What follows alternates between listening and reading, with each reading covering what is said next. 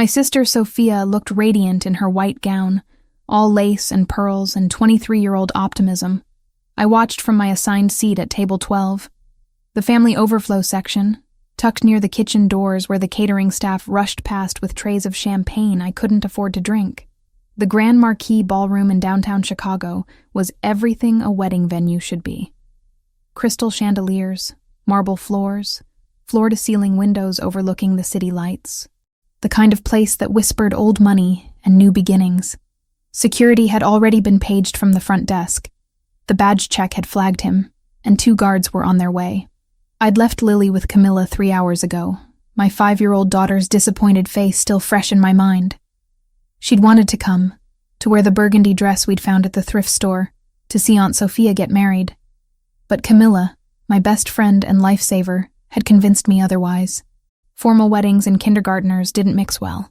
Better to keep Lily home where she could watch her favorite movies, and avoid the family scrutiny that would inevitably fall on me.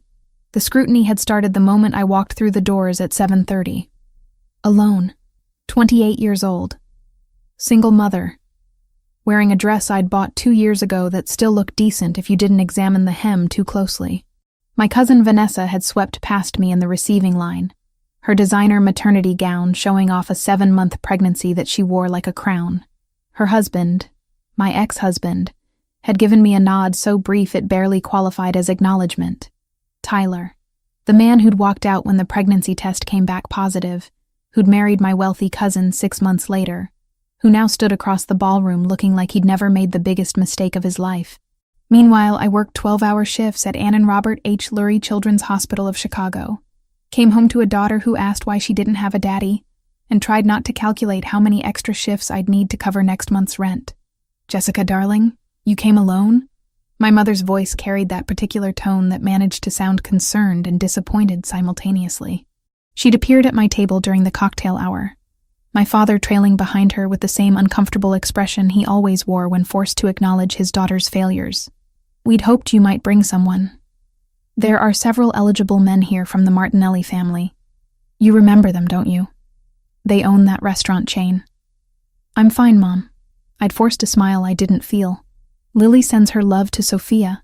"Oh, yes. The baby."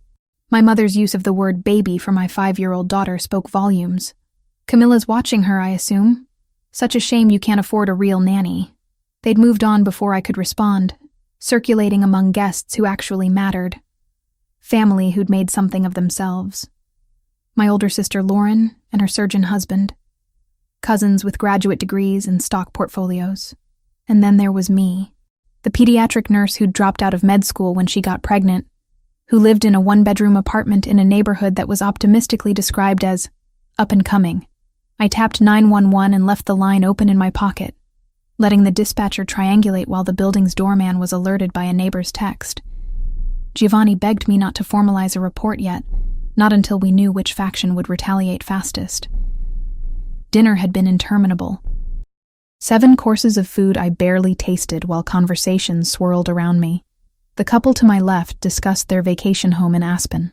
The woman across from me showed off an engagement ring that probably cost more than I made in 6 months. I smiled and nodded and wondered if anyone would notice if I left early. Then came the dancing. The DJ announced the couple's first dance, and Sophia floated across the floor in her new husband's arms. My parents danced next, looking every bit the proud family. Lauren and her husband joined them. Even my younger cousins paired off, laughing and spinning under lights that cast everything in soft focus. Outside the windows, clouds had gathered over Chicago's skyline. The weather forecast had promised clear skies all weekend, but nature had other plans. Thunder rumbled in the distance, barely audible over the music. Within minutes, water began streaming down the glass in sheets, turning the city lights into abstract streaks of color. "May I have this dance?" Tyler's voice behind me made every muscle in my body tense. I turned to find him standing there alone, Vanessa presumably taking a bathroom break, or holding court somewhere with her gaggle of admirers. "No, thank you." I kept my voice level. Professional. The same tone I used with difficult parents in the pediatric ward. "Come on, Jess." For old time's sake. He was using that boyish charm that had worked on me once upon a time. before I'd realized charm was all he had to offer. We can be adults about this. We are being adults. I'm declining your invitation. I turned back toward the dance floor, hoping he'd take the hint and leave. He didn't. You know, it doesn't have to be like this between us. I know I made mistakes, but Tyler, I stood, suddenly exhausted by the entire charade. Go back to your pregnant wife. Dance with her. Leave me alone. My pregnant wife who's carrying my legitimate child, he said. And there it was, the cruelty that lurked beneath his charm. Unlike the mistake that cost you your medical degree, I should have slapped him, should have caused a scene, should have done anything other than stand there while he walked away, rejoining Vanessa, who'd appeared at the edge of the dance floor. She looked at me across the room, one hand on her rounded belly, and smiled a victor's smile. The music shifted to something slower, more romantic. Couples filled the floor, swaying together while the storm outside matched the one building in my chest. I sank back into my chair at table 12 and tried very hard not to cry in front of 200 people who already pitied me. That's when I noticed him. He stood near the bar, apart from the crowd, but somehow commanding attention anyway.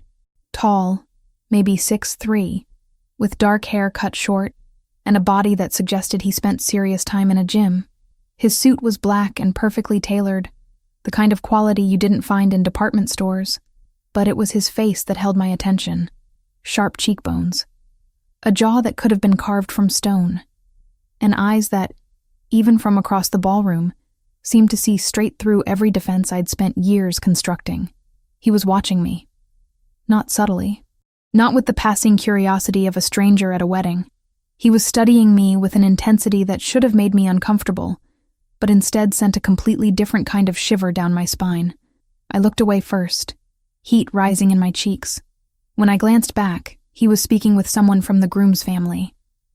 I recognized the older Martinelli brother who owned several Italian restaurants throughout Chicago. They exchanged a few words, and then the stranger began moving through the crowd, toward me. My first instinct was to run, to grab my clutch and make some excuse about checking on Lily. But something kept me frozen in my seat at table 12 while he crossed the ballroom with the confidence of someone who'd never been told no in his entire life. He stopped at my table. Up close, he was even more striking. Those eyes I'd noticed from across the room were light brown, almost amber in the chandelier light. A thin scar marked his chin on the right side, barely visible but somehow adding to rather than detracting from his appeal. He smelled expensive. Cedar and something darker I couldn't name. You've been sitting alone all evening, he said. His voice carried a slight accent that made me think of old movies and Italian villas. That seems like a waste. I'm fine, I managed, though my pulse had picked up speed. Thank you for your concern. I don't think you are fine. He pulled out the chair beside me without asking permission and sat down. The movement was fluid, practiced.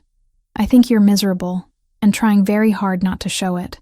The observation was so accurate it stole my breath. You don't know anything about me. I know you came alone to a family wedding where everyone else is paired off. I know that man who approached you earlier said something that made you want to disappear. I know you've been checking your phone every 15 minutes, probably thinking about leaving. His lips curved into something that wasn't quite a smile. Am I wrong? That's very observant of you. I set my phone down, suddenly aware of how transparent I must be. Are you a friend of the bride or groom? Neither. Business associate of the Martinellis. He gestured toward the family I'd seen him speaking with. They invited me. Giovanni Fioraldi. He extended his hand. I took it, and his palm was warm against mine, his grip confident without being aggressive. Jessica Reed. Jessica. He said my name like he was tasting it. The bride's sister. The one who came alone. Word travels fast. In certain circles, everything travels fast. He released my hand, but didn't move away. I have a proposition for you, Jessica Reed. This should have been where I made my excuses and left.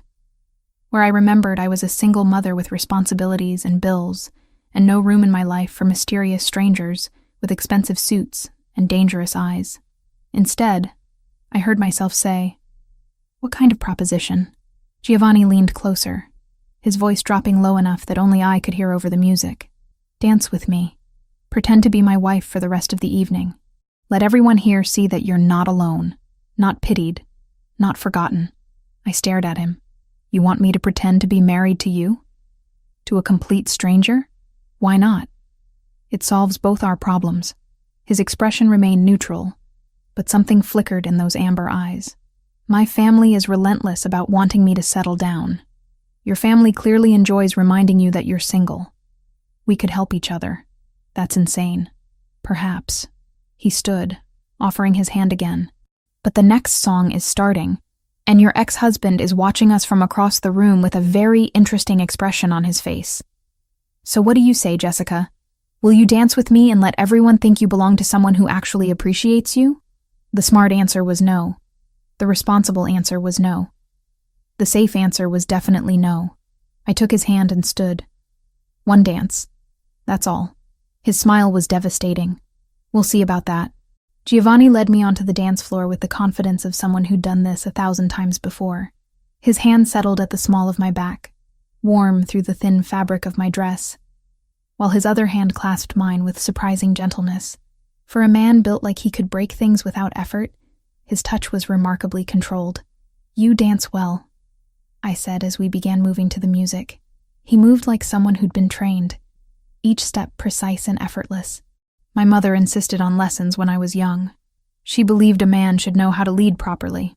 Something flickered across his face when he mentioned her. She passed away 2 years ago. Cancer.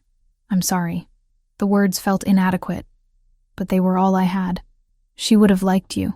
Giovanni's amber eyes met mine. She had strong opinions about women who could stand on their own feet, who didn't need a man but chose one anyway. Is that what you think I'm doing? Choosing you? I couldn't help the slight edge to my voice. We just met. This is pretend. For now. His hand pressed slightly more firmly against my back, guiding me through a turn. But pretend has a way of becoming real when two people are honest about what they want. I should have pulled away. Should have reminded him this was temporary. A single dance to save face in front of people whose opinions shouldn't have mattered. Instead, I found myself moving closer, drawn by the warmth of him, and the way he looked at me like I was worth looking at. The song shifted into another slow melody. Around us, couples continued swaying. I caught glimpses of familiar faces watching us with varying degrees of surprise. My mother's eyebrows had climbed toward her hairline. Lauren looked intrigued rather than judgmental for once. And Tyler was staring from his position near the bar with an expression I couldn't quite read.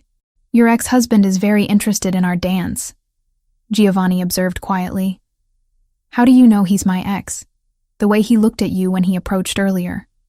Like he owned something he'd thrown away and suddenly wanted back now that someone else was picking it up. Giovanni's jaw tightened fractionally. Men like that are predictable. You don't know anything about him. I know he abandoned you when you needed him most. I know he married your cousin out of spite or convenience. And I know he's not worth the tears you've been holding back all evening. Giovanni's voice remained level, but steel ran beneath the calm surface. Am I wrong about any of that? I opened my mouth to argue, then closed it. You're very presumptuous. I prefer observant. He guided me through another turn. And I'm right, aren't I?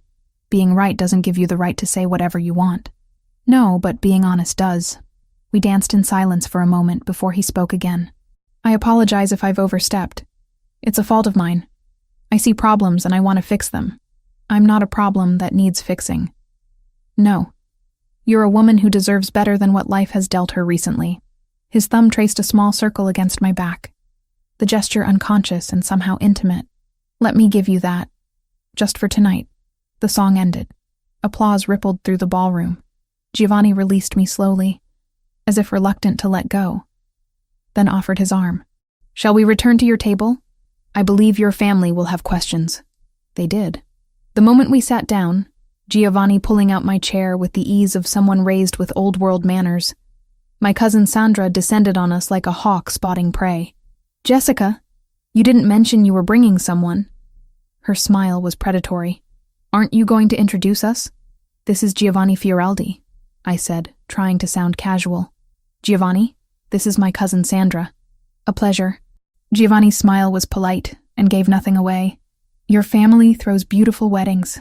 Oh, I'm not immediate family. Just a cousin. Sandra's eyes raked over him. cataloging every expensive detail. "Are you from Chicago, Mr. Fioraldi?" "I am now. My family is originally from Naples, but business brought me here several years ago." He draped his arm across the back of my chair, the gesture possessive and protective at once. "Jessica and I have been seeing each other for a few months." Quietly, she prefers to keep her private life private. The lie rolled off his tongue so smoothly I almost believed it myself. Sandra looked between us, clearly trying to reconcile this new information with everything she thought she knew about my life. "A few months? Jessica, you never said anything. Like Giovanni mentioned, I prefer privacy." I reached for my water glass, needing something to do with my hands, especially after everything with Tyler. Sandra nodded knowingly. "Of course. That must have been so difficult. But it looks like you've landed on your feet." She leaned closer, lowering her voice to what she probably thought was discreet. "He's gorgeous. Where did you two meet?" "The hospital," Giovanni answered before I could stumble through my own lie. "My business partner's son was admitted to the pediatric ward.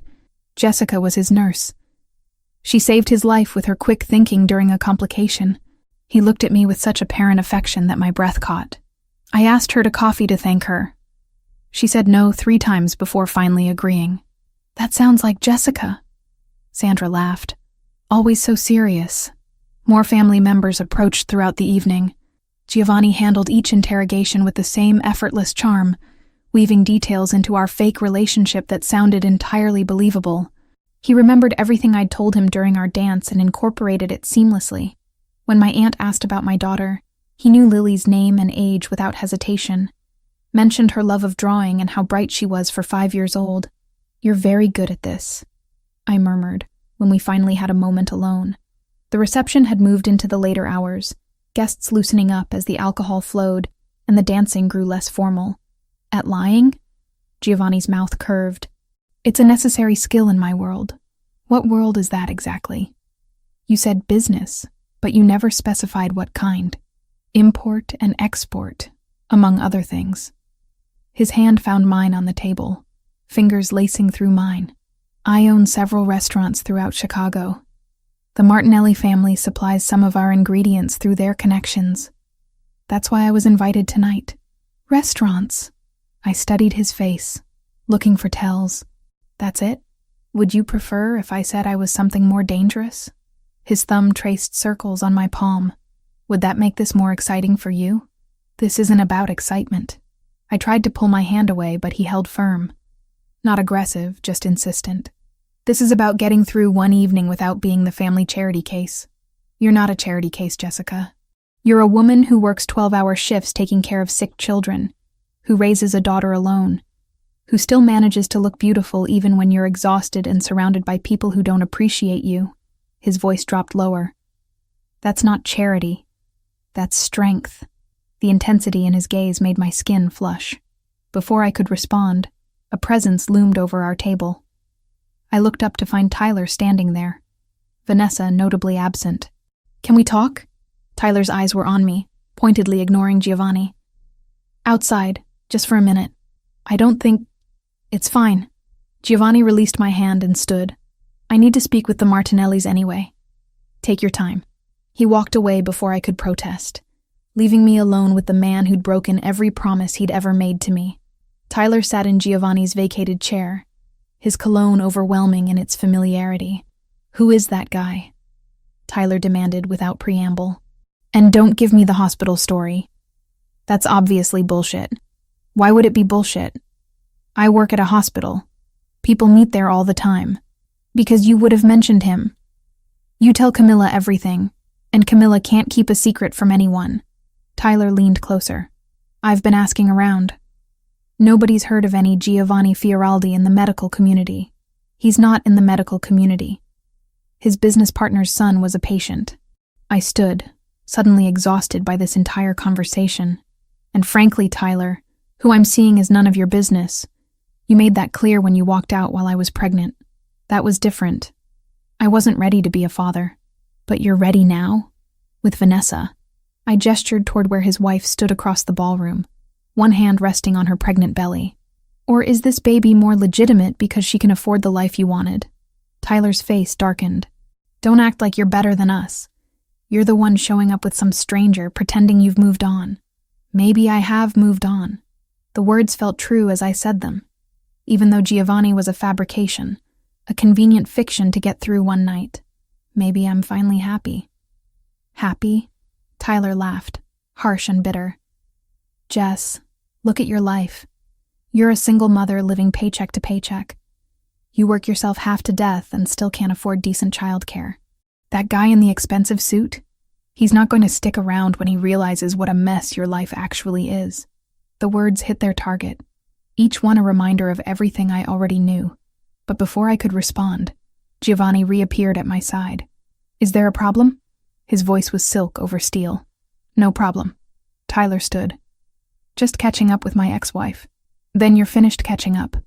Giovanni's hand settled at my waist. The storm is getting worse. I'm going to drive Jessica home. Unless you have any objection? It wasn't really a question. Tyler looked between us, clearly wanting to say something. But apparently even he recognized when he was outmatched.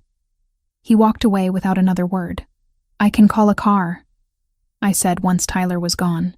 You don't have to. The rain is heavy. Let me drive you. Giovanni retrieved my clutch from the table. Unless you're uncomfortable being alone with me. I should have been. Every logical part of my brain screamed that accepting a ride from a stranger was foolish. But Giovanni didn't feel like a stranger. He felt like someone who saw me clearly and decided I was worth protecting anyway. Okay, I heard myself say. Thank you. The SUV waiting outside was sleek and black, a driver already behind the wheel. Giovanni opened the back door for me, and I slid across leather seats that probably cost more than my monthly salary. He climbed in beside me, close but not crowding, and gave the driver my address before I could even ask how he knew where I lived. Your cousin Sandra mentioned it earlier, he explained, reading my expression. The building near the park. She was very proud of herself for knowing. The drive through Chicago's rain-soaked streets gave us privacy the ballroom hadn't afforded. City lights streaked past the tinted windows, turning everything into abstract art. Thank you, I said finally. For tonight. For what you did. It was mutually beneficial. Giovanni turned to face me, his features half in shadow. But I meant what I said earlier. About continuing this arrangement.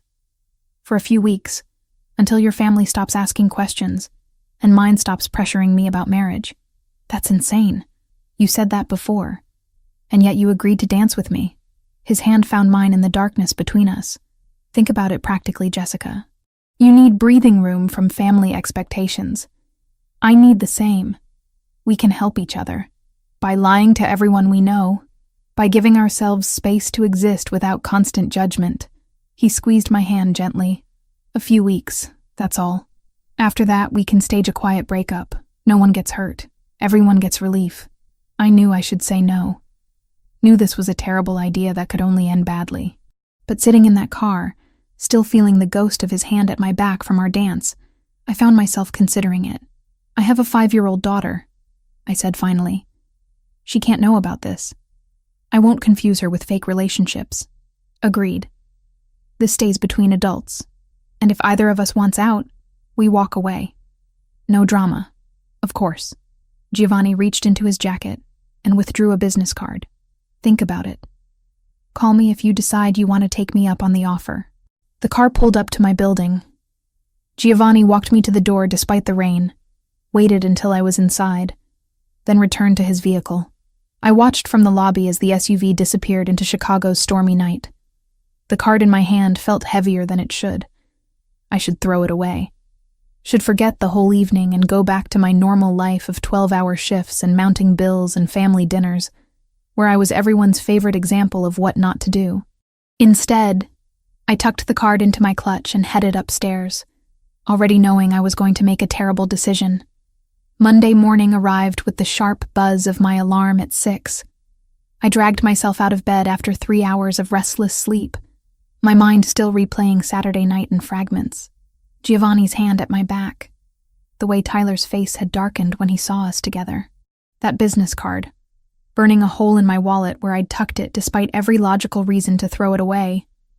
Lily was already awake when I checked her room, building something elaborate with her blocks while humming a song I didn't recognize. She looked up with those blue eyes that were pure Tyler genetics, though thankfully that's all she'd inherited from him. "Morning, baby. Did you have fun with Camilla on Saturday?" We made cookies and watched the princess movie 3 times. She abandoned her blocks to wrap her arms around my legs. "Camilla said you went to Aunt Sophia's wedding. Was it pretty?" "Very pretty." I kissed the top of her head, breathing in the baby shampoo scent that clung to her hair. "Get dressed while I make breakfast, okay? We have to leave in 40 minutes. The 12-hour shift at Lurie Children's started at 7 sharp. I dropped Lily at her kindergarten program by 6:30, then fought Monday morning traffic to reach the hospital with 3 minutes to spare. The pediatric ward welcomed me with its familiar chaos of beeping monitors, worried parents, and the antiseptic smell that had become as common as breathing. My phone started buzzing before I'd even finished morning rounds. Text after text from family members who'd apparently spent their Sunday discussing my mysterious appearance at the wedding with a man none of them had known existed. My cousin Sandra. "Call me ASAP, need details about Giovanni." Lauren. "Mom is losing her mind. Who is he? Why didn't you tell anyone?" Even my mother, who barely texted, had sent a terse message. "We need to talk about Saturday night. Your father and I are very concerned." I silenced my phone and shoved it into my scrubs pocket. Whatever fallout was coming from Saturday's performance could wait until I wasn't responsible for keeping small humans alive. The morning passed in a blur of IV checks, medication rounds, and comforting a 7-year-old girl who'd come in with a severe asthma attack. By noon, I'd managed to push thoughts of Giovanni and his ridiculous proposal to the back of my mind. This was my real life. Sick kids and overworked nurses and making I save children for a living, which pays enough to survive, but never enough to quiet the worry. I was updating a patient chart when Tyler appeared in the hallway outside the nurse's station. He shouldn't have been able to get past security without a patient relation. But Tyler had always been good at talking his way into places he didn't belong. "We need to talk." He planted himself in front of me, blocking my path. "Now. I'm working." I tried to step around him. "And you're not supposed to be up here without authorization." I told them I was visiting my daughter. His jaw was tight, that vein in his temple throbbing the way it always did when he was angry. "Which I should be able to do, by the way. You never let me see Lily. You never asked to see Lily." I kept my voice low, aware of the other nurses pretending not to listen. "And she's not a patient here, so that excuse won't hold up if security checks." Tyler moved closer, lowering his voice to match mine. "Who is Giovanni Fioraldi? And don't give me that hospital story again. I've been asking around. Nobody in Chicago's medical community has heard of him. Maybe because he's not in the medical community. Maybe because his life doesn't revolve around impressing people in your social circle." I finally managed to step around him. "Now leave before I call security myself. Is he paying you?" The question stopped me cold. I turned back slowly. "Is that what this is? Some arrangement where he gives you money and you show up at events pretending to be his girlfriend?" The accusation stung more than it should have. "Get out, Tyler. Because that would make sense. You need the money. He clearly has it. And you've never been above taking handouts when it suited you. I've never taken a dime from you or anyone else." My hands clenched into fists at my sides. "I work for everything I have. Everything Lily has. So whatever fantasy you've constructed where I'm some desperate woman selling herself for financial security, you can keep it to yourself. Then what is he?" Tyler demanded. "What does he want from you? Nothing you ever wanted. Apparently that includes basic respect." I turned toward the nurse's station. "Security, please. We have an unauthorized visitor." Tyler left before security arrived, but not before shooting me a look that promised this conversation wasn't over. I spent the rest of my shift shaking, adrenaline making my hands unsteady enough that I had to ask another nurse to help with a particularly tricky IV insertion. The shift ended at 7. I picked up Lily from the after-school program, listened to her chatter about the art project they'd done, and drove us home through evening traffic that gave me too much time to think about Tyler's accusations, about Giovanni's card still in my wallet, about how close I was to calling that number and agreeing to something I knew was a terrible idea. Camilla was waiting when we got home at 8, as she did every Tuesday evening, our weekly tradition of dinner together, the only real social life I had outside of work and motherhood. She'd brought Chinese takeout and that particular expression that said she had questions I wouldn't want to answer. So, Camilla waited until Lily was occupied with her egg rolls before leaning across my kitchen table. Sandra called me today. And Lauren. And your mother. All wanting to know if I knew about this Giovanni person you're apparently dating. I'm not dating him. I pushed lo mein around my plate without eating it. It was one night. A favor. We danced at the wedding and pretended to be together so my family would stop treating me like the resident failure. A favor. Camilla's dark eyebrows climbed toward her hairline. Jess. Nobody does favors like that for strangers. What does he want? He wants his family to stop pressuring him about getting married. I want my family to stop pitying me. It was mutually beneficial. Was. Is. I corrected myself, then immediately regretted it. Maybe. He suggested we continue the arrangement for a few weeks, just until everyone stops asking questions. Camilla sat back in her chair. This is insane. You know this is insane, right? I'm aware. I finally met her eyes, but you weren't there Saturday night. You didn't see the way everyone looked at me, or the way Tyler acted like he had any right to an opinion about my life. For one evening, I felt like someone who mattered. Is that really so terrible? Not terrible. Just dangerous. Camilla reached across the table to squeeze my hand. Promise me you'll be careful. Promise me if this guy turns out to be bad news, you'll walk away. I promise. The lie came easily. I was already planning to call Giovanni the moment Camilla left. She stayed until 9:30, helping me get Lily bathed and into bed. After she left, I cleaned the kitchen and tried to convince myself that calling Giovanni was a mistake. That continuing this farce would only make things worse when it inevitably fell apart. I was still debating with myself at 10:15 when someone knocked on my apartment door. Heavy, insistent. Not the friendly tap of a neighbor borrowing sugar. I checked the peephole. 2 men stood in my hallway. Both looked like they'd come straight from central casting for a crime drama. Dark clothes, cold expressions. One had a tattoo creeping up his neck that I could see even through the fisheye lens. Jessica Reed. The taller one spoke with an accent I couldn't place. Russian, maybe. We need to talk about Giovanni Fioraldi. Every instinct screamed at me not to open that door. I don't know who you're talking about. We saw the photos. From the wedding. The second man held up his phone, showing me an image I recognized. Me and Giovanni on the dance floor, his hand at my back, both of us looking at each other like we actually belonged together. You're his woman. That makes you someone we're interested in talking to. I'm not his anything. We're friends, that's all.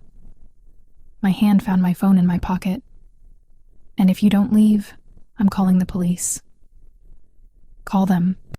The taller man shrugged. We'll be gone before they arrive. But we'll be back, Jessica Reed.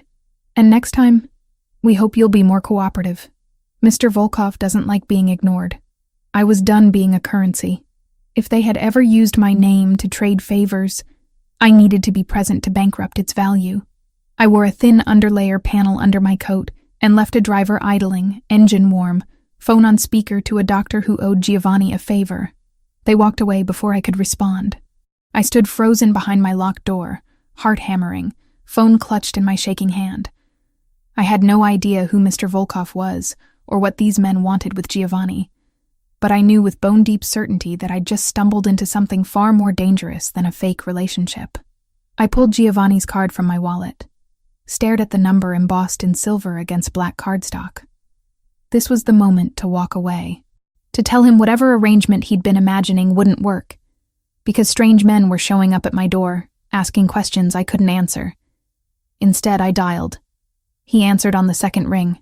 Jessica. 2 men just came to my apartment. The words tumbled out. They had photos from the wedding. They mentioned someone named Volkov. They threatened to come back. Silence. Then, lock your door. Don't open it for anyone. I'll be there in 15 minutes. Giovanni, what's happening? Who are these people? I'll explain when I get there. Just stay inside and keep Lily close. The line went dead. I checked all the locks. Peeked in on Lily, who was sleeping peacefully with her stuffed rabbit clutched against her chest, completely unaware that her mother had just dragged them both into something that felt like it could swallow us whole. True to his word, Giovanni appeared at my door exactly 14 minutes later. I verified through the peephole before opening it, finding him accompanied by another man who looked like he could bench press a car without breaking a sweat. "This is Franco, my associate." Giovanni stepped inside without waiting for an invitation, his eyes scanning my small apartment with the practiced assessment of someone used to evaluating threats. "Tell me exactly what they said." I recounted the encounter while Franco positioned himself near the window, watching the street below. Giovanni's expression grew darker with each detail, that thin scar on his chin somehow more prominent as his jaw tightened.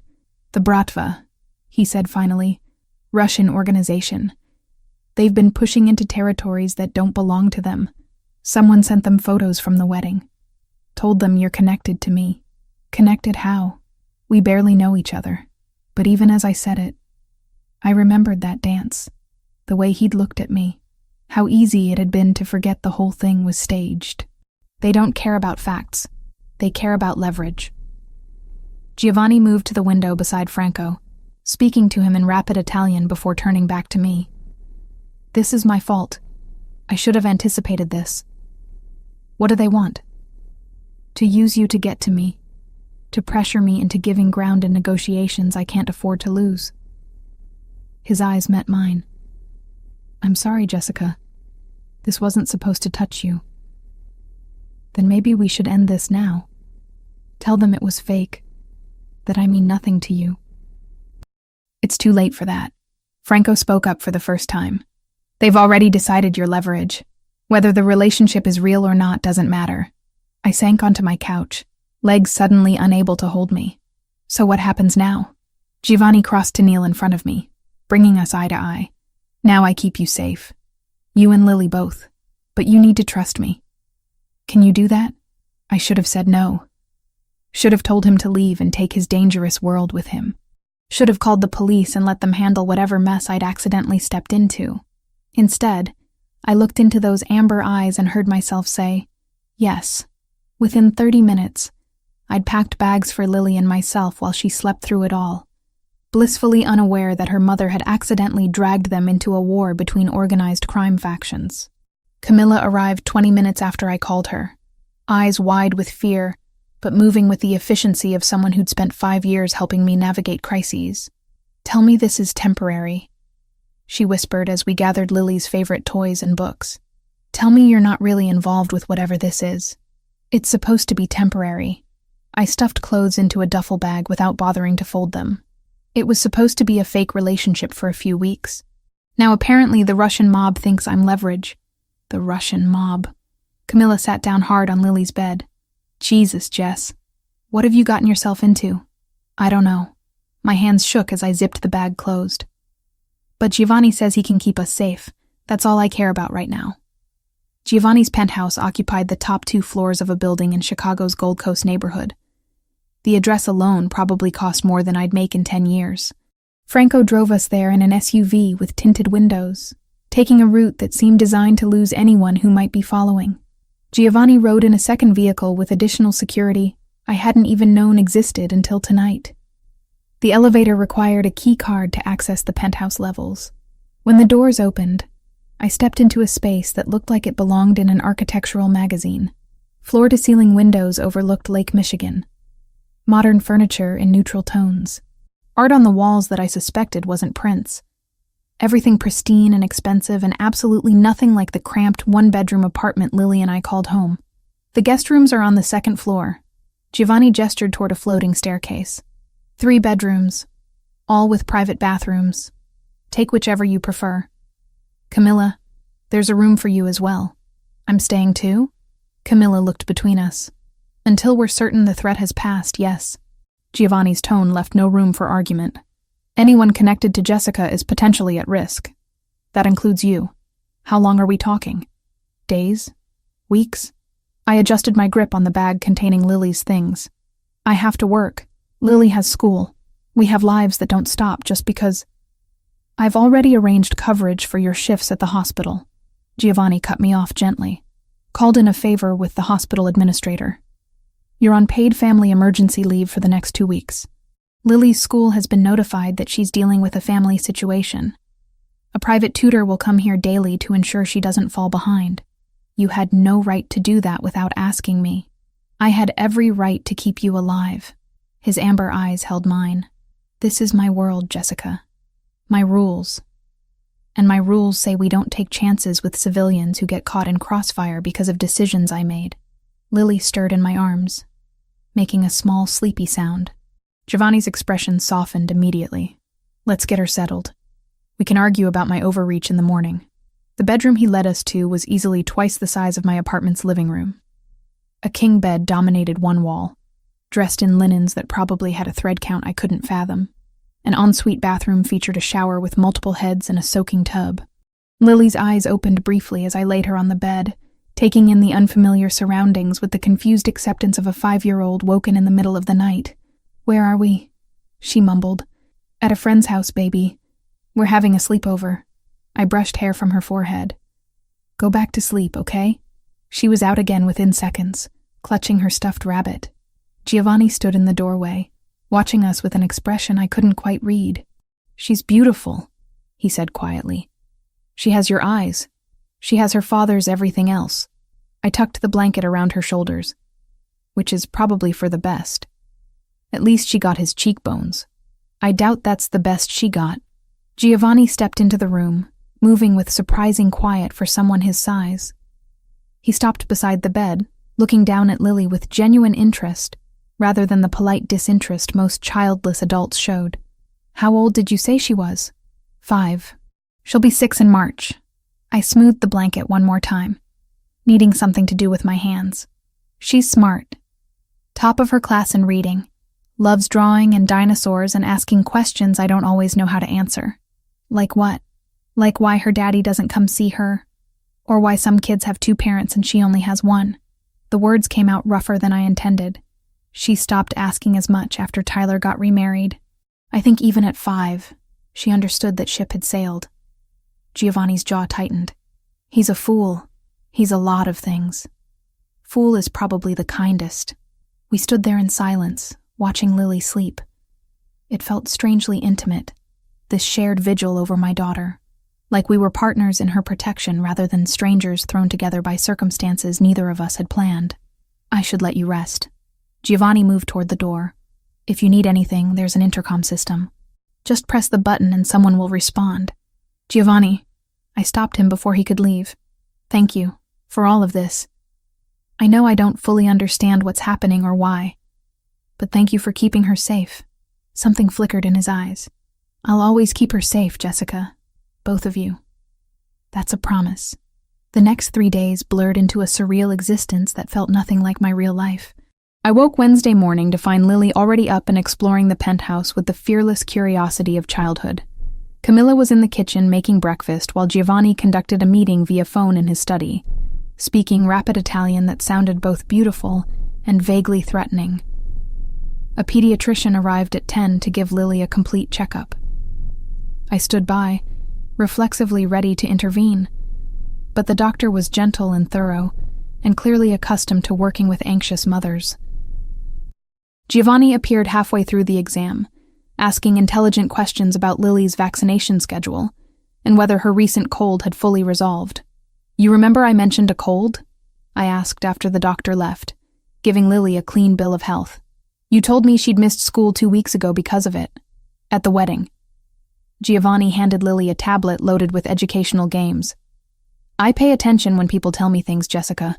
Thursday brought the private tutor, a cheerful woman named Mrs. Patel, who had Lily reading and practicing math within minutes. Giovanni sat in on part of the lesson, then surprised both of us by helping Lily with a drawing project afterward. He drew with the competence of someone who'd had training, creating a surprisingly detailed sketch of a horse that had Lily demanding he teach her the technique. My mother insisted on art lessons, he explained, guiding Lily's small hand to show her how to shade properly. She believed a well-rounded education included beauty as well as business.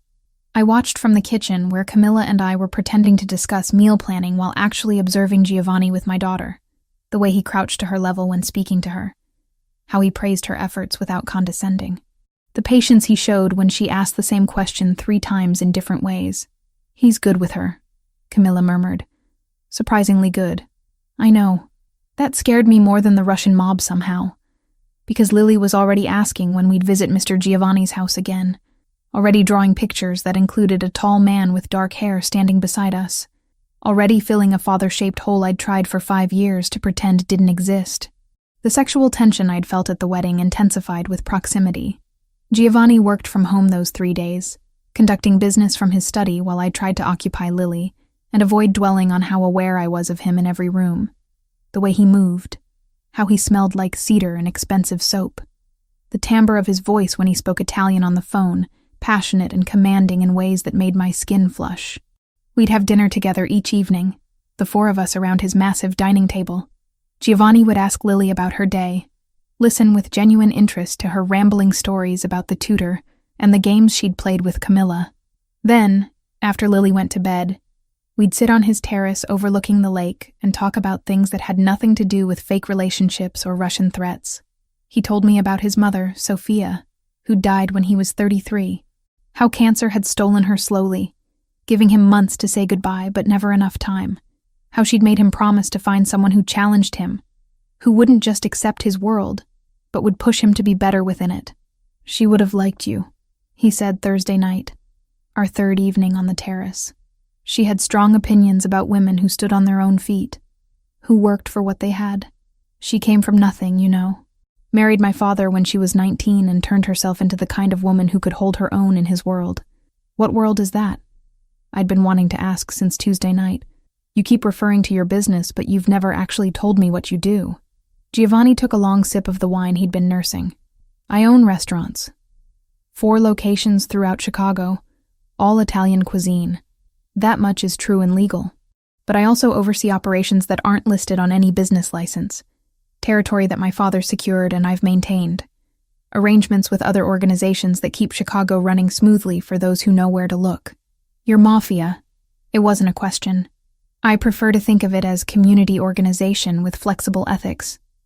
His mouth curved slightly. But yes, if you need a simple label. My family has been involved in Chicago's less legitimate operations for 3 generations. The restaurants are real. Everything else lives in the shadows. And the Russians want those shadows for themselves. They've been pushing into territories that traditionally belong to Italian families, testing boundaries, using violence where my father would have used negotiation. He set down his wine glass. I'm trying to maintain peace. They see that as weakness. Friday afternoon, Franco appeared in Giovanni's study where I'd been reading while Lily napped. His expression was grim. We've identified the leak, he said without preamble. The source of the photos. The one who told the Bratva about Jessica. Giovanni stood from behind his desk. Who? Her cousin, David Reed. He's been working with the Russians for 6 months, feeding them information about families they might leverage. When he saw the wedding photos on your aunt's social media, Jessica, he recognized an opportunity. My stomach dropped. David? My cousin David? Franco nodded. He told the Bratva about your relationship with Giovanni, even mentioned that it started as a pretense. But Dmitry Volkov, their leader, decided you were still useful leverage regardless. Where is David now? Giovanni's voice had gone cold. That's the other problem. The Russians have him. They're holding him as insurance. If we move against them, they'll kill him to send a message. I sat down heavily. David. Stupid, gambling-addicted David who never could hold a job. Who'd asked to borrow money at Thanksgiving and gotten angry when I'd said no. Who apparently sold out his own family to criminals to cover whatever debts he'd accumulated. We can't just leave him there, I heard myself say. Even if he's an idiot, he's still family. He put you and Lily at risk. Giovanni's expression was unreadable. Family doesn't end where loyalty begins, Jessica. Maybe not, but it doesn't end where stupidity begins either. I looked up at him. What would your mother have wanted you to do? The question landed. Giovanni's jaw worked for a moment before he turned to Franco. Set up a meeting with Volkov. Tell him I want to discuss terms. That's exactly what he wants, Franco warned. I know, but we're going to give it to him anyway. Giovanni's eyes met mine. Because apparently, I'm developing a conscience at the worst possible time. The warehouse sat in Chicago's industrial district, close enough to the water that I could smell the lake even through the SUV's filtered air. Friday evening had turned cold. clouds hanging low and threatening rain that hadn't quite started falling. Giovanni sat beside me in the back seat, his presence both comforting and terrifying in equal measure. "You don't have to come inside," he said for the third time since we'd left the penthouse. "Franco and I can handle this. They used me as leverage. I should be there when you negotiate my freedom." I checked my phone, seeing the message from Camilla confirming Lily was asleep and asking when I'd be home. Home. Like the penthouse had become that in just 5 days. Besides, you said it yourself. Your mother would want you to show them I'm not just some pawn they can manipulate. My mother would have a lot of opinions about this situation. Giovanni's hand found mine in the darkness, most of them involving Italian phrases I shouldn't repeat in front of you. Try me. I worked in a hospital for 3 years. I've heard worse. The warehouse came into view. Concrete and rust. Windows covered with grime thick enough to block any view of the interior. 2 black sedans were already parked outside, their occupants leaning against the vehicles with the casual menace of men who'd done violence and expected to do more. Franco exited the SUV first, scanning the area with practiced efficiency before nodding to Giovanni. We stepped out into air that tasted like metal and old grease. One of the Russian men opened the warehouse door, gesturing us inside without speaking. The interior was exactly what I'd expected from every crime movie I'd ever seen. Empty space. Shipping containers stacked along the walls. Overhead lights that barely cut through the shadows. And in the center, a folding table with 3 chairs. 2 men sat on one side. The younger one I recognized from Tuesday night. The man who'd come to my apartment with photos and threats. The older man had to be Dmitry Volkov. Late 50s, gray hair cut military short, eyes that held the kind of cold I associated with men who'd learned cruelty young and perfected it over decades. Mr. Fioraldi. Volkov's English carried a thick accent but remained clear. You brought your woman. How American of you. Jessica wanted to be here. Giovanni pulled out the chair on our side of the table for me before sitting. Since this situation involves her directly, it involves her because you made it involve her. Volkov's gaze settled on me, assessing. Pretty thing. I see why you would claim her at a wedding. Though our sources tell us the relationship began as performance. Fake husband for desperate single mother. Very romantic. What we started as doesn't matter. I spoke before Giovanni could respond. You're using me to pressure him. That makes me part of this conversation. The younger Russian laughed. Volkov silenced him with a look that could have frozen fire. Bold. Volkov leaned back in his chair. Your cousin David said you had pride. Said it's why you refused to help him when he needed money. Do you know where David is now, Jessica Reed? Franco told me you have him. We do. In a basement not far from here. He owes us $30,000 from gambling debts. We offered him a way to work it off. He gave us information about your family, about this wedding, about the photos his aunt posted on social media showing you with Mr. Fioraldi. Volkov pulled out his phone, tapping the screen before turning it to face us. Beautiful photos. You look very happy together. The image showed Giovanni and me on the dance floor. The way we were looking at each other, even I had to admit it didn't look staged. It looked real, like 2 people who'd found something worth holding on to. David made his choices.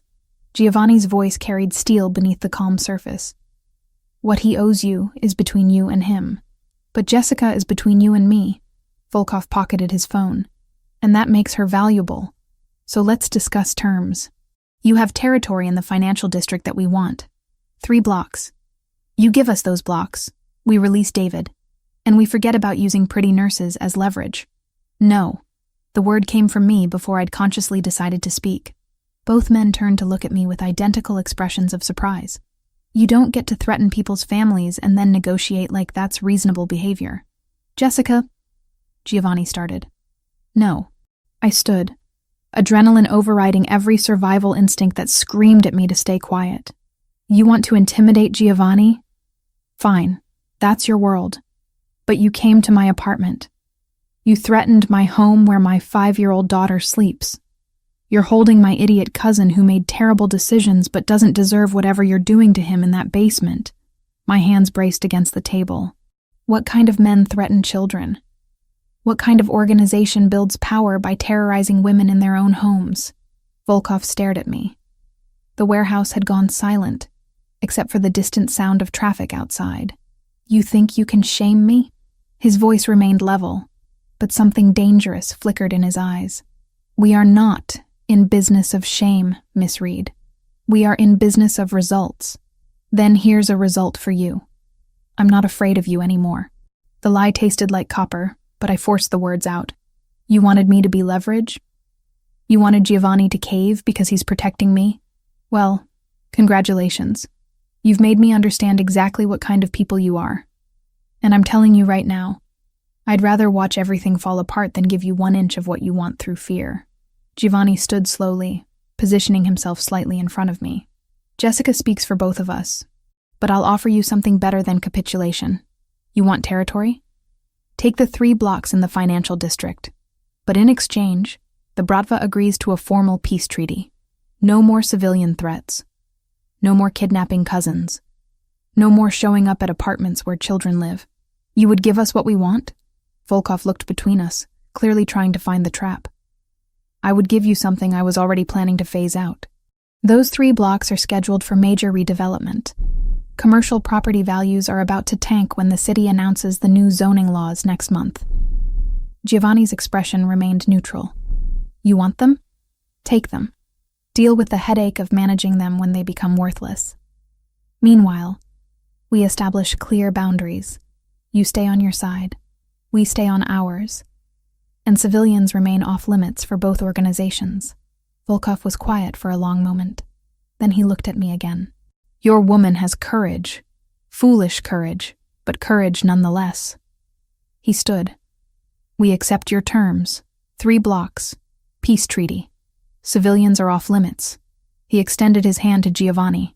And for what it's worth, Mr. Fioraldi, if this relationship truly started as performance, I suggest you make it real. Women who speak truth to power are rare. My wife was one. I was smart enough to keep her. The handshake happened quickly. Terms were agreed upon with the efficiency of men who understood how these arrangements worked. David would be released within the hour, deposited at a hospital with instructions not to contact his family for 6 months. The 3 blocks would transfer to Bratva control by the end of the week. We walked out of that warehouse into air that had started spitting rain. I made it to the SUV before my legs gave out, adrenaline crash hitting like a physical blow. Giovanni caught me, guiding me into the back seat before sliding in beside me. That was either the bravest or stupidest thing I've ever witnessed, Franco said from the front seat as we pulled away. I'm still deciding which. Both, I managed. Definitely both. You stood up to Dmitry Volkov. Giovanni turned to face me. Do you understand how rare that is? How few people have ever spoken to him that way and lived to tell about it? I wasn't thinking about living. I was thinking about Lily sleeping in your penthouse, about David being tortured in a basement, about how tired I am of men with power deciding who gets hurt and who gets protected. My hands shook. I'm a pediatric nurse, Giovanni. I save children for a living, which pays enough to survive, but never enough to quiet the worry. He kissed me. One moment I was spiraling into panic, and the next his mouth was on mine. Hot and demanding and tasting like everything I'd been trying not to want since Saturday night. His hand cupped my jaw, thumb tracing my cheekbone while his other arm wrapped around my waist, pulling me closer across the leather seat. I kissed him back, poured 5 days of tension and fear and unexpected connection into it. His lips moved against mine with a confidence that suggested he knew exactly what he was doing, and my body responded with an enthusiasm that should have embarrassed me, given Franco was 3 feet away pretending very hard not to notice.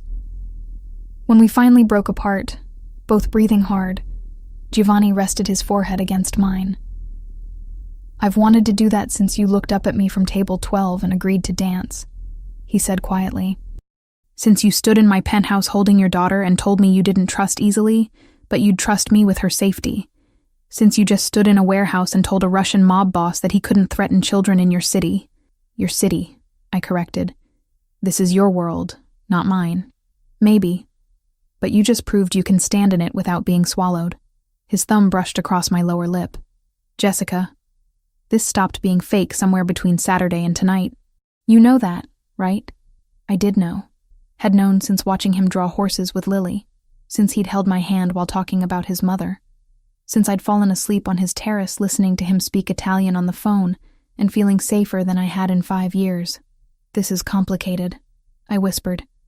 "Everything worth having is complicated." He kissed me again, softer this time, a promise instead of a question. "Stay. Not because you're in danger.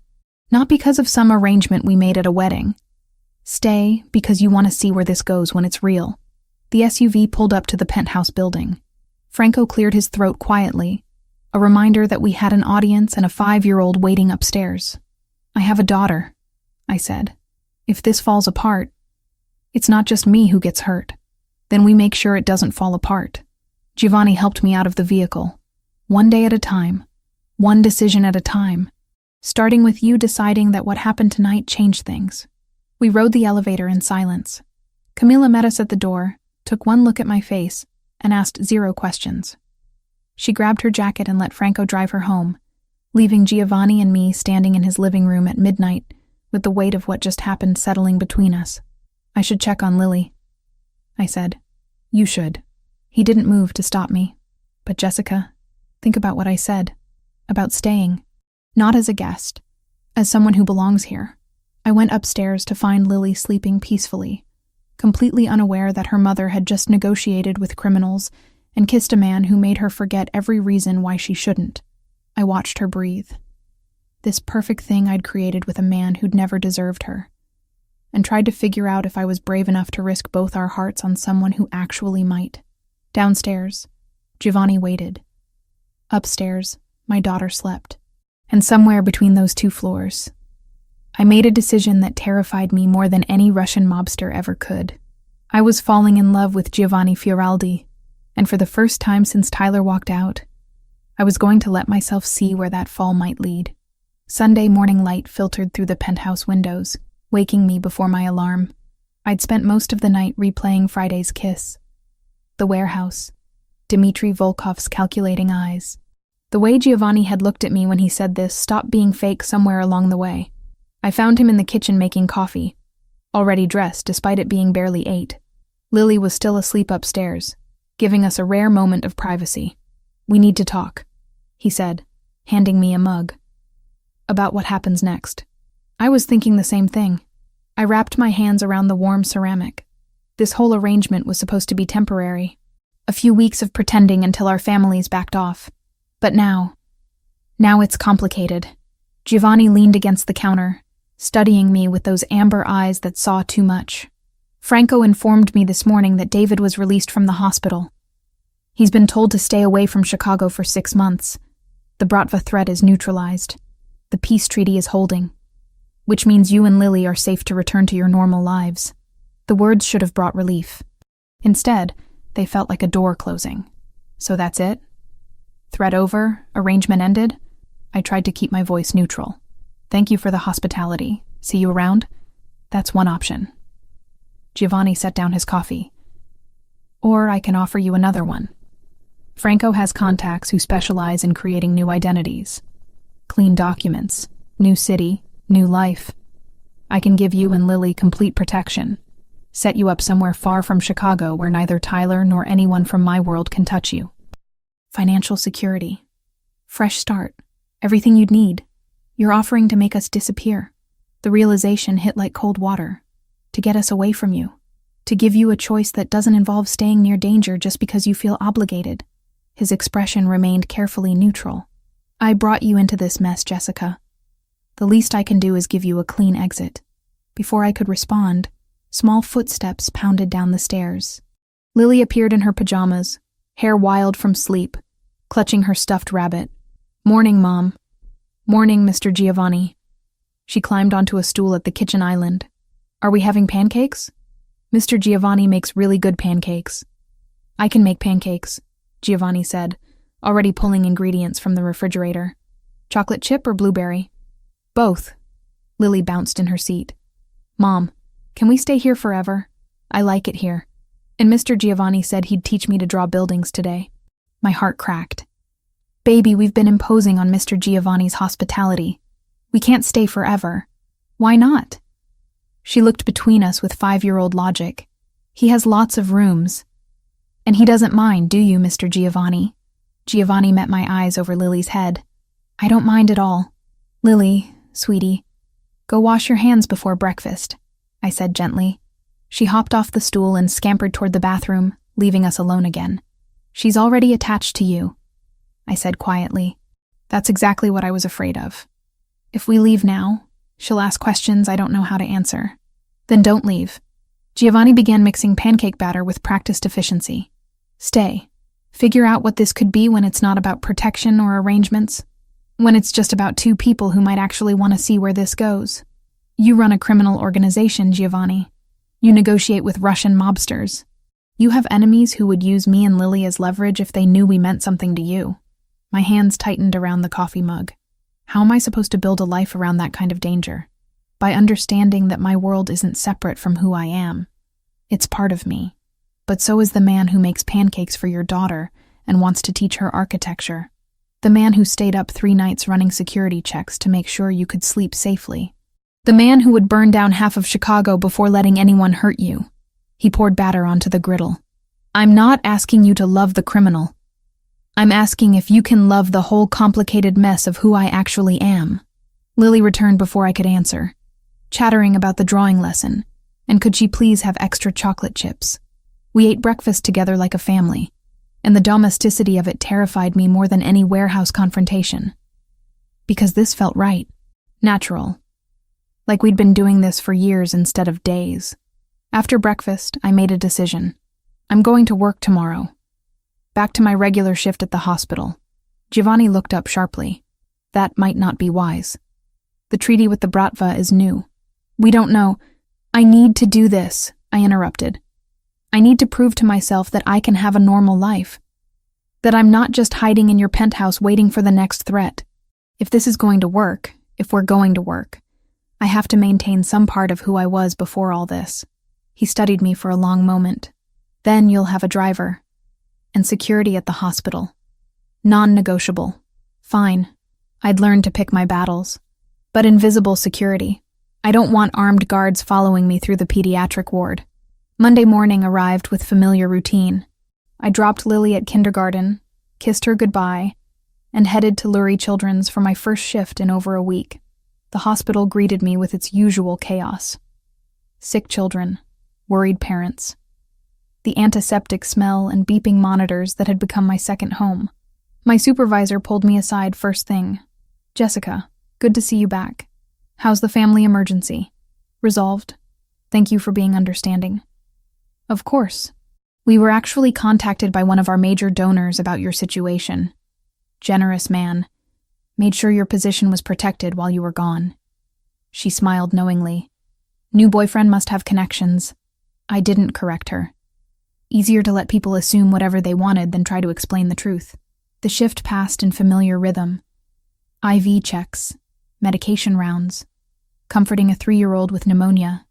Around 2 in the afternoon, I was updating charts when I got pulled into the room of one of our long-term patients.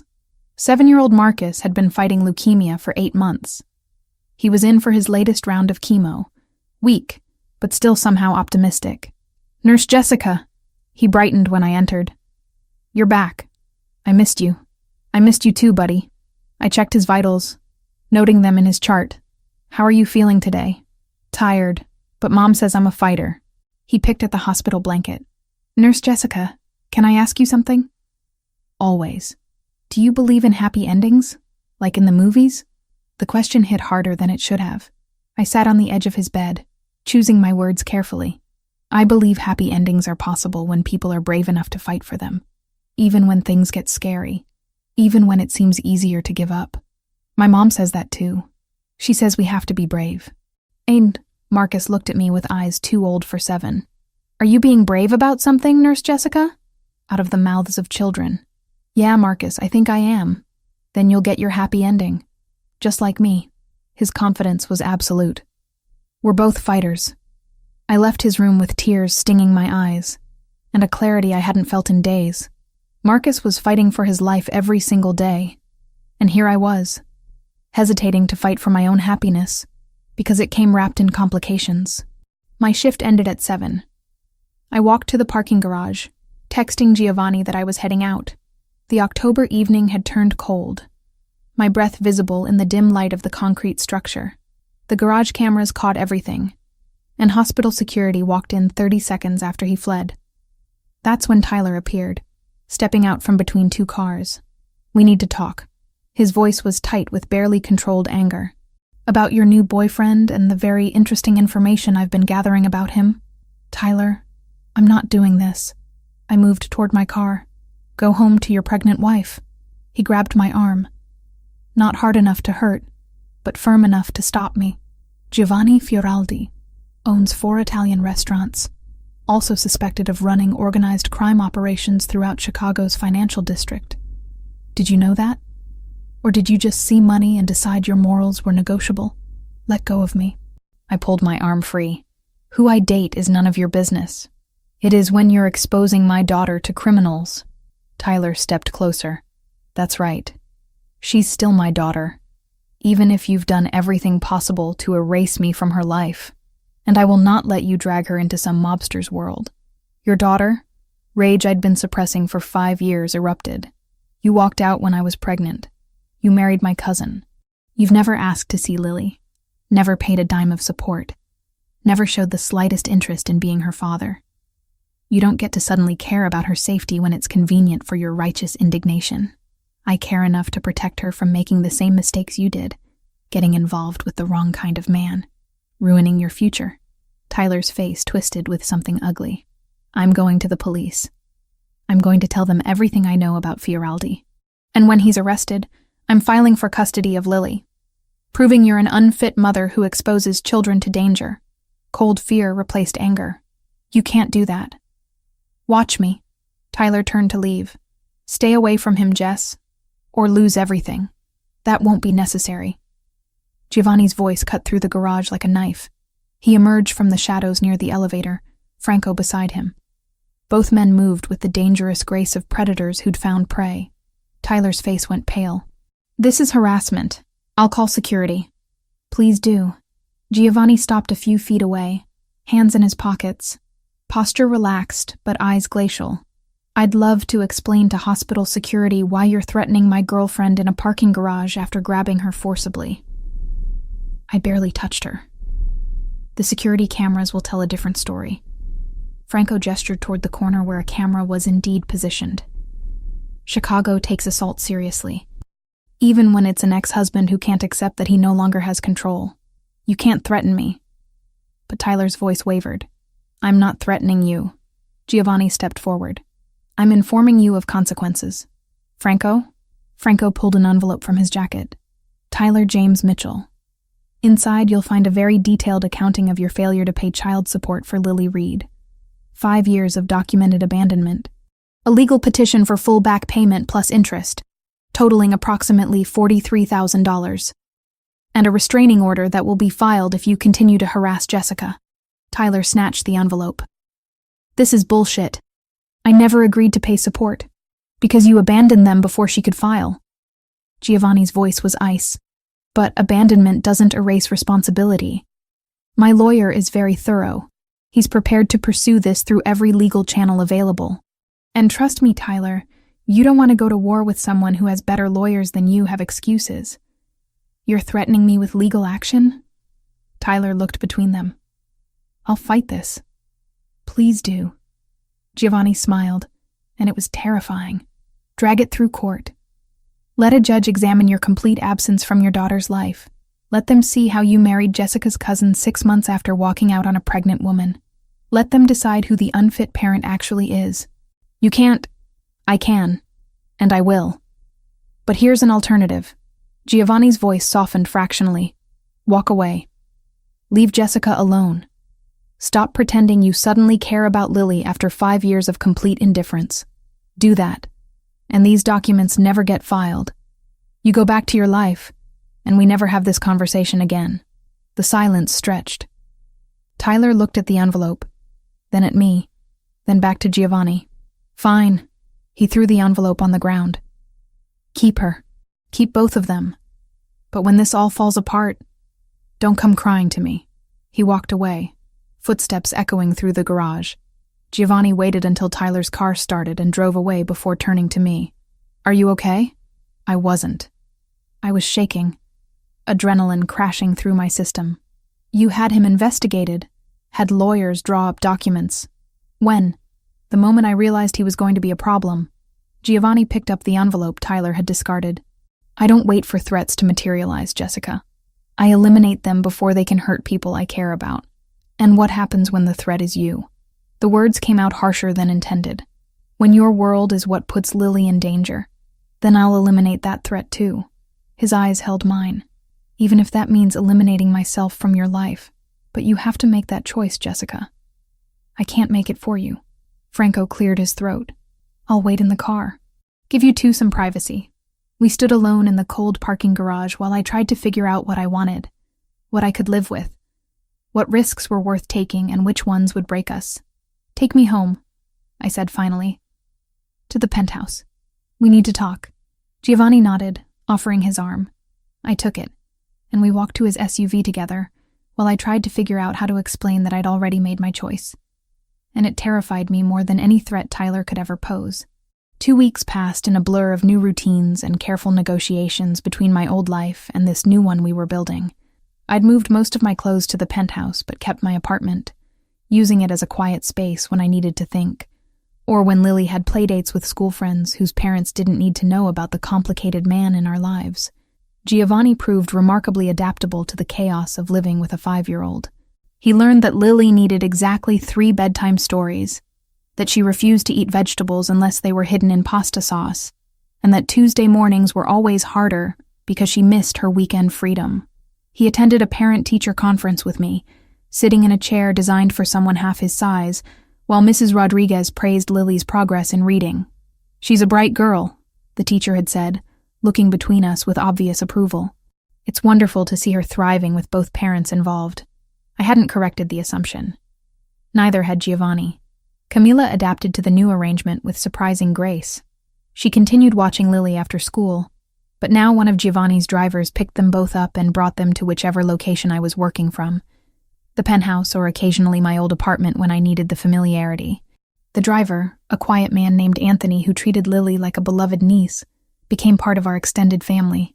"This is insane," Camilla said one afternoon while Lily colored at the kitchen island. 2 weeks ago you were a single mom barely making rent. Now you're living in a penthouse with a man who has actual security teams." "I know." I poured her tea, a ritual we'd maintained despite everything changing. "Does it make me a terrible person that I'm happy?" "It makes you human." She squeezed my hand.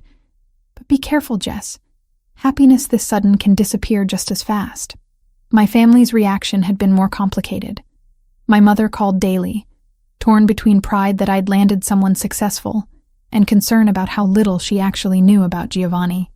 Lauren, however, surprised me by being genuinely supportive.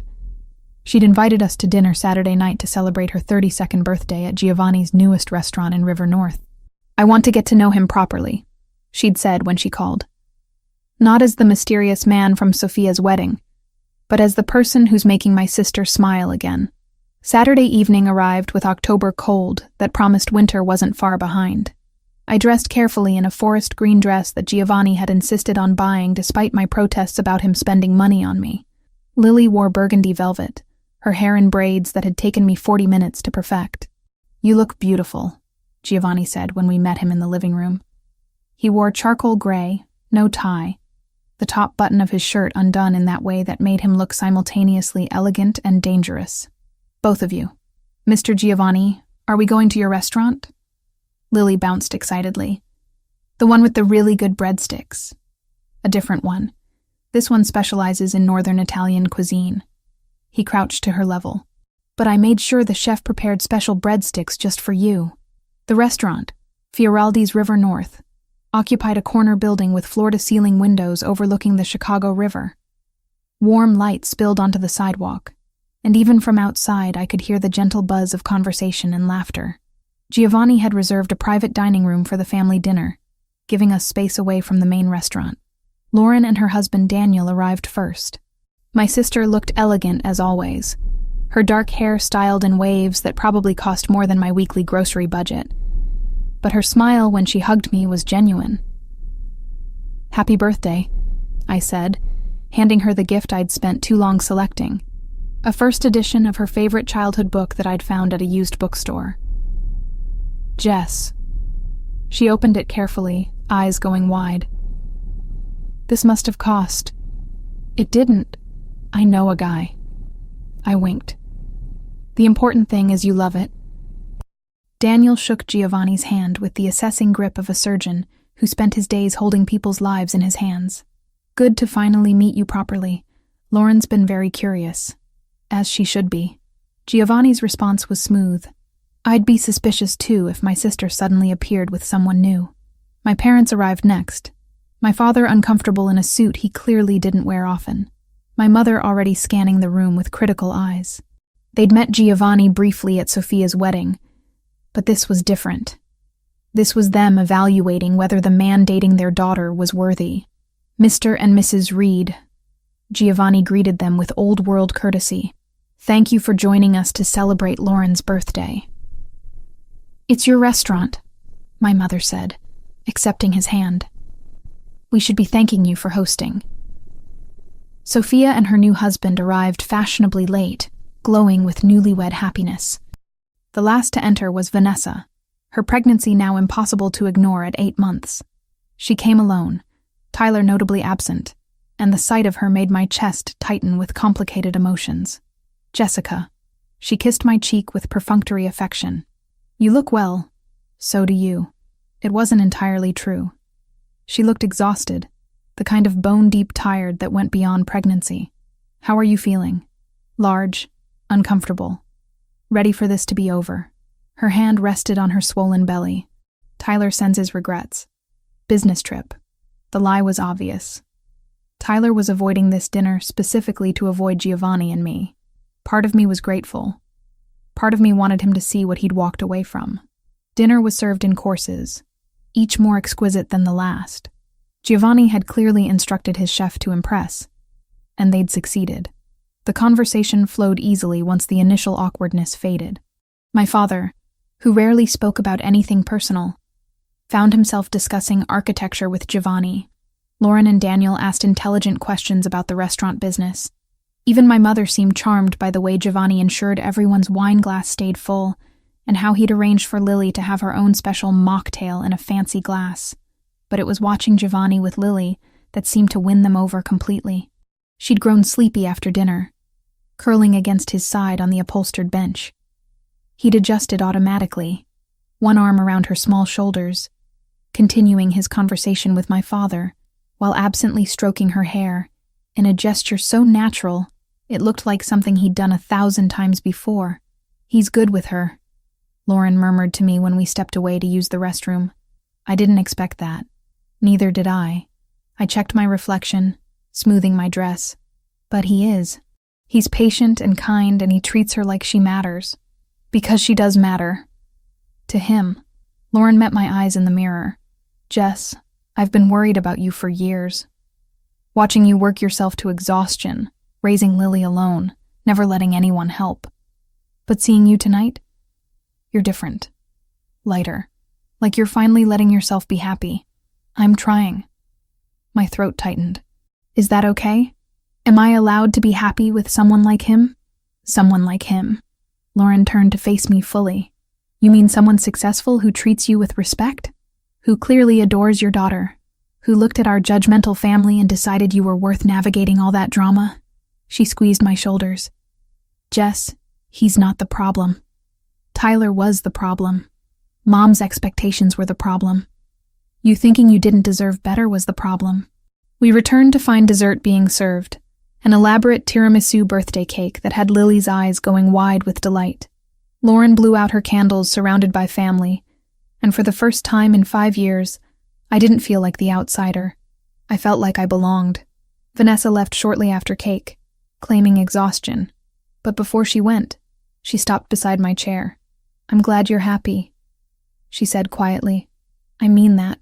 I thought I was taking something you wanted, but maybe you dodged a bullet. Tyler isn't—" She stopped, one hand pressed to her side. "He isn't what I thought he was. Vanessa, don't." She held up her hand. "I made my choices. You made yours. I just wanted to say I see now that you got the better deal. She nodded toward Giovanni, who was showing Lily how to properly fold a napkin into a swan. Hold on to that one. Men like that are rare.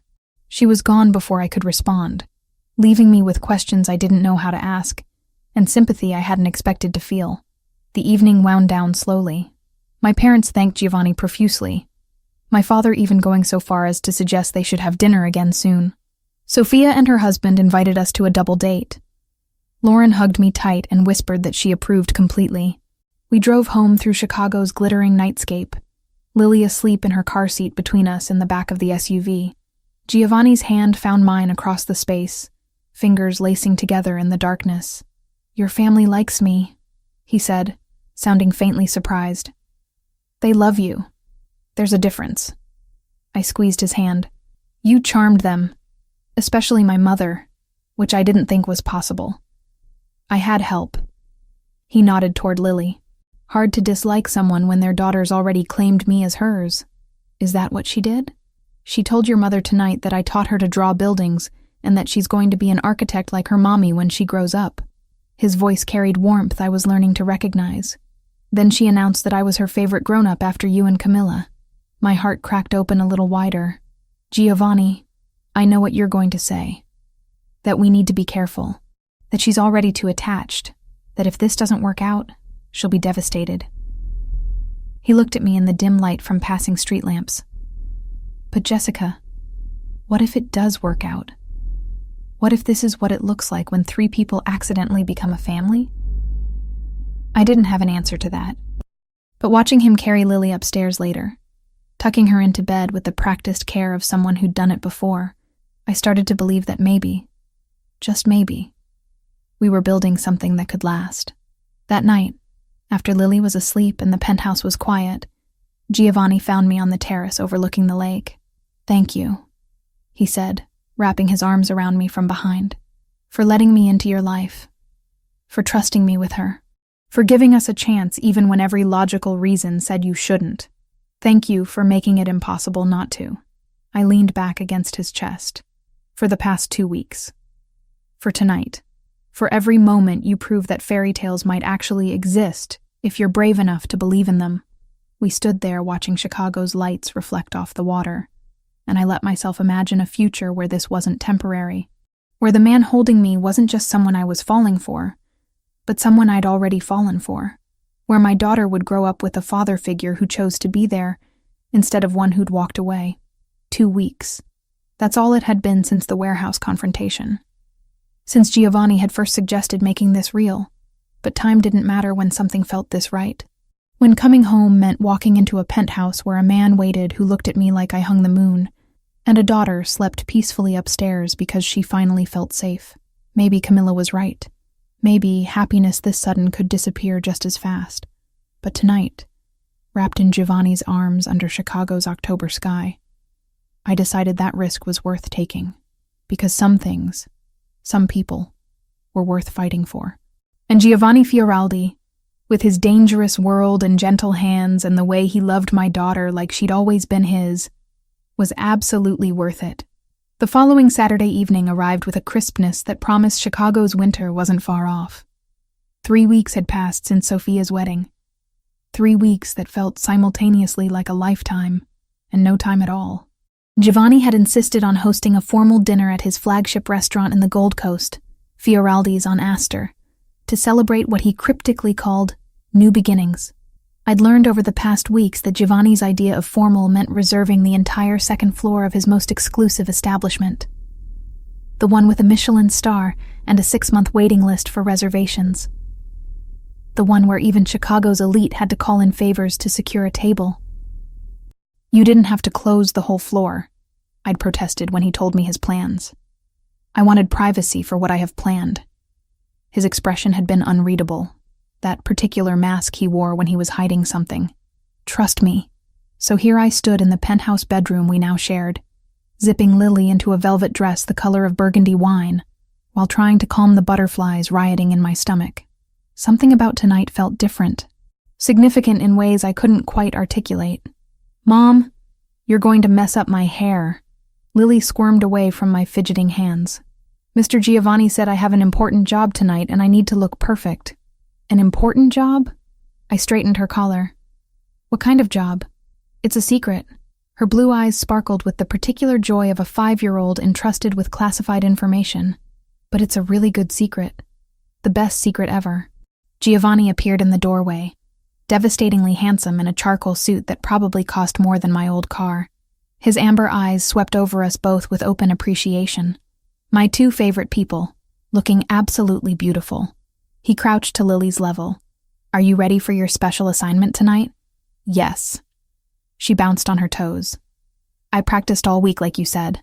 Practiced what? I looked between them suspiciously. You'll see. Giovanni stood, offering me his arm. Shall we? The restaurant glowed like a jewel box when we arrived. Warm light spilled through tall windows, illuminating tables set with pristine white linens and crystal that caught the light like captured stars. But the second floor, our floor for the evening, had been transformed into something beyond a simple dinner setting. String lights were woven through the exposed brick walls. Candles flickered on every surface. And in the center of the space, a single long table had been set for 15 people, each place setting marked with a handwritten card in elegant script. My family was already there. My parents stood near the windows, my father pointing out something in the Chicago skyline to my mother, who actually looked pleased rather than critical. Lauren and Daniel chatted with Sophia and her husband near the bar. Even Vanessa had come, her pregnancy now impossible to ignore at nearly 9 months, looking exhausted but present. Jessica. Sophia rushed over to hug me, glowing with newlywed happiness. I'm so glad you're here. Giovanni said this was important. I don't actually know what this is, I admitted. That's because you're terrible at letting people surprise you. Lauren joined us, kissing my cheek. Just relax and enjoy whatever Giovanni's planned. Knowing him, it'll be spectacular. Camilla emerged from the kitchen entrance, her presence surprising me. You didn't think I'd miss this, did you? She hugged me tight. Giovanni called me 3 days ago. Said I needed to be here for something special. Everyone's conspiring against me, I muttered, but couldn't help smiling. Franco was the last to arrive, accompanied by his wife Maria, whom I'd met twice before. He gave Giovanni a subtle nod that seemed to communicate something important before taking his seat. If everyone could sit, Giovanni announced, his voice carrying that natural authority that made people listen. We have much to celebrate tonight. The meal began with courses that showcased the chef's mastery. Each dish was explained by Giovanni himself, who moved between his role as host and restaurateur with practiced ease. He'd seated me at the head of the table, himself to my right, Lily to my left. My family surrounded us, filling the space with conversation and laughter that felt genuine rather than obligatory. Halfway through the main course, my mother leaned across the table. Giovanni, this is extraordinary. Jessica's very lucky to have found someone so accomplished. I'm the lucky one, Mrs. Reed. Giovanni's hand found mine under the table. Your daughter reminds me daily that accomplishment means nothing without someone to share it with. My father, who'd spent most of the evening quietly observing, finally spoke. You're good to her. To both of them. That's all a father can ask. The approval in his voice made my throat tight. My father, who'd barely acknowledged my existence for 5 years, who'd treated my single motherhood like a personal failure, was accepting Giovanni, accepting us, without reservation. Dessert arrived as the evening light faded completely outside, Chicago's skyline transforming into a constellation of lights beyond the windows. Individual chocolate soufflés were placed before each guest, each one garnished with gold leaf that caught the candlelight. Before we indulge, Giovanni stood, tapping his wine glass gently. I have something I need to say. More accurately, something I need to ask. My heart stopped. Around the table, knowing smiles appeared on faces that suggested everyone but me knew what was coming. 3 weeks ago, I attended a wedding as a business obligation. I expected nothing more than mediocre food and forgettable conversation. His eyes found mine. Instead, I found Jessica, sitting alone at a table, trying so hard to be invisible when she deserved to be seen, celebrated, cherished. He moved to stand beside my chair. I approached her with a proposal, a fake arrangement to help us both save face with our families. And Jessica, Being simultaneously pragmatic and brave, agreed. We danced. We pretended. We played our parts perfectly. Lily giggled beside me, clearly in on whatever was happening. But somewhere between that dance and this moment, pretending became real. Arrangement became relationship. And I fell completely, irrevocably in love with a woman who works 12-hour shifts to save children's lives, who raises an incredible daughter with grace and humor, who stood in a warehouse and told a Russian mobster he couldn't threaten kids in her city. Tears were already streaming down my face. Giovanni knelt beside my chair, producing a small velvet box from his jacket pocket. Jessica Reed, I'm not offering you a fake arrangement anymore. I'm offering you everything real. My world, my heart, my protection, my family name. I'm offering you a partnership where you're not invisible, where you're seen and celebrated every single day. He opened the box, revealing a ring that caught the candlelight and threw rainbow fractals across the table. Will you marry me? The restaurant went silent. Even the kitchen sounds seemed to pause. Every eye was on me, waiting. Say yes, Mom. Lily bounced in her chair. Say yes so I can do my special job. Laughter rippled around the table, breaking the tension. I looked at Giovanni, this man who'd entered my life 3 weeks ago and somehow become essential to it. This man who made pancakes for my daughter and negotiated with criminals and looked at me like I hung the moon. Yes. The word came out choked with tears. Yes, of course, yes. Giovanni slid the ring onto my finger. A perfect fit. Then pulled me to my feet and kissed me while my family erupted in applause and cheers. When we finally broke apart, Lily was tugging on Giovanni's sleeve. Now? Can I do it now? Now, he confirmed, lifting her onto her chair so she stood tall enough to be seen by everyone. Lily reached into a small burgundy purse I hadn't noticed her carrying and pulled out a small velvet pouch. From it, she extracted 2 rings, simple bands that gleamed gold in the candlelight. These are the wedding rings, she announced proudly. Mr. Giovanni said I get to be the ring bearer when you get married, but he also said I get to hold them now so everyone knows it's real and official and I'm going to be part of the family forever. She handed the rings to Giovanni with the ceremonial gravity only a 5-year-old could muster. The entire table melted into laughter and tears and applause again. Forever, Giovanni confirmed, looking at Lily with such open affection, it cracked my heart wider. You're both stuck with me now. The rest of the evening passed in a blur of congratulations and champagne toasts, and my mother crying while insisting she wasn't crying. Lauren hugged me so tight I could barely breathe, whispering that she'd never seen me this happy. Sophia and her husband offered to help plan the wedding. Even Vanessa approached, one hand on her swollen belly. I meant what I said before, she said quietly. I'm genuinely happy for you. Tyler is... She paused, choosing words carefully. Tyler is Tyler, but Giovanni is something else entirely. Hold on to this one. I will. I promised. How are you doing? Really? Tired. Pregnant. Reconsidering every life choice that led me here. She managed a wry smile. But that's a conversation for another day. Tonight is about you finally getting what you deserve. As the evening wound down, I found myself on the restaurant's terrace with Giovanni, looking out over Chicago's glittering nightscape. Music drifted from inside where Lily was dancing with Franco, her laughter carrying on the October wind. 3 weeks, I said, leaning against the railing. 3 weeks ago, I was sitting at a wedding feeling sorry for myself. Now I'm engaged to a man I'm pretty sure I've been in love with since that first dance. Love at first sight. Giovanni wrapped his arms around me from behind. My mother always said it was possible, that souls recognize each other instantly when they're meant to. Your mother would have liked this. I covered his hands with mine. All of it. The chaos, the complications, the single mother with a 5-year-old daughter. She would have adored you. His voice carried warmth and sadness intertwined. And she would have reminded me that the best things in life are worth fighting for, even when, especially when, they're complicated. So what happens now? I turned in his arms to face him. We plan a wedding? Figure out how to merge my normal life with your complicated one?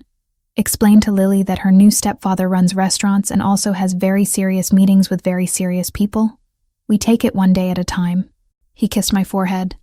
We build something real from the pretend foundation we started with. We prove that fairy tales can exist even in worlds that aren't supposed to have them. Music shifted inside. The DJ Giovanni had apparently hired for the evening started playing the same song that had been playing at Sophia's wedding, the one we'd danced to that first night when this had all been fake. "Dance with me," Giovanni said, offering his hand just like he had 3 weeks ago at table 12. One more time. But this time, for real. I took his hand. We moved back inside where our families waited, where Lily spun in circles with Camilla, where my parents watched with actual happiness in their eyes, where everyone who mattered had gathered to celebrate something that had started as pretend and become the most real thing in my life. Giovanni pulled me onto the dance floor. His hand settled at my back in that same spot it had found 3 weeks ago. But this time, there was no pretense. No arrangement. No fake relationship to help us save face. This time, it was just a man who'd seen me when I felt invisible, and a woman who'd learned that sometimes the best things in life come wrapped in complications you never expected. "I love you," I whispered against his chest as we swayed to music and laughter and the sound of my daughter's joy. "I love you both," he replied. "My family, my home, my everything." 3 weeks. That's all it had taken for my entire world to transform. For a fake husband at a wedding to become the real partner I'd spend my life with. For a man I'd barely known to become the father my daughter deserved. And standing there in Giovanni's arms, surrounded by everyone who mattered, I finally understood what the cards might have shown if I'd been a tarot reader instead of a nurse. That sometimes, the universe puts exactly the right person in your path exactly when you need them most. That love doesn't follow timelines or logic or any of the rules we think it should. That sometimes, pretending to be someone's wife for one night can lead to actually becoming his wife for a lifetime. And that was the best kind of magic there was.